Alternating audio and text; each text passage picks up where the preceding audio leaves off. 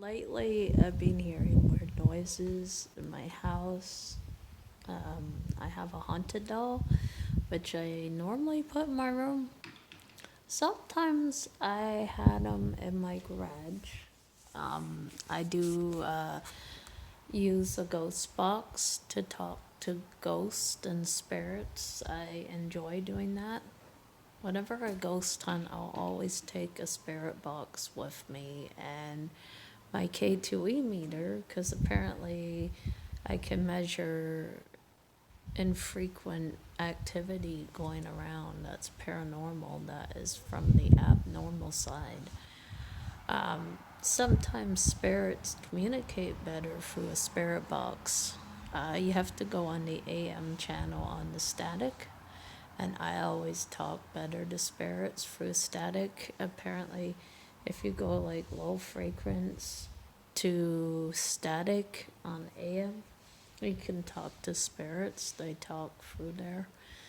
Whenever I do like a ghost box session on my haunted doll, I get infrequent a lot of EVPs from my haunted doll and weird little murmurs from the haunted doll and weird little noises coming from them. Like sometimes when I do an EVP on him, I'll hear a little help me or hello or hi.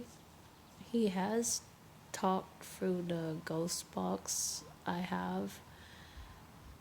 I even use ghost apps and I've got a lot of EVPs through my haunted doll through the ghost apps I use.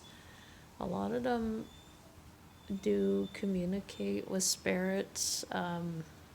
It's very important that you communicate with them. I don't know if they get angry. Be careful. Some of them get angry. There's one thing you have to remember when using a Ouija board. Never ask the spirit to show itself. Never ask when you're going to die on a Ouija board because it can predict the future and it may traumatize you. I don't know. But sometimes demons can get on the board pretending to be nice, but they're not. And you know they're a demon. Demons are real. They're out there. Unfortunately, they use the Ouija board.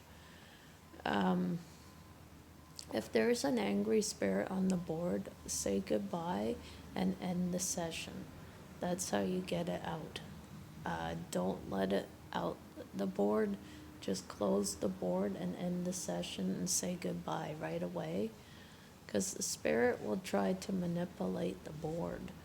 Apparently, they say that spirits also manipulate devices. So, if you find electronic device disturbance, you could have a haunting, or you feel like you're being watched and there's no one there, or you hear your name being called and there's no one there.